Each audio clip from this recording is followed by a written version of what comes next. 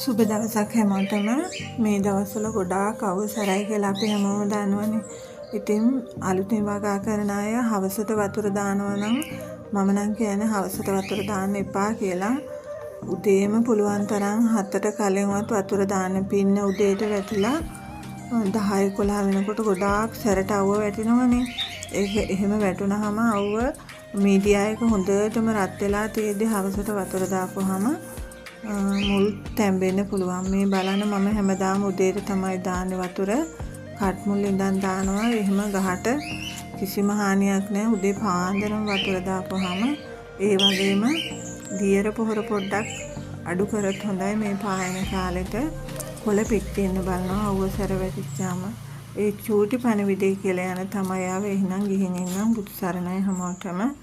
පරිස්සමෙන් පැල ටික බලා ගන්න.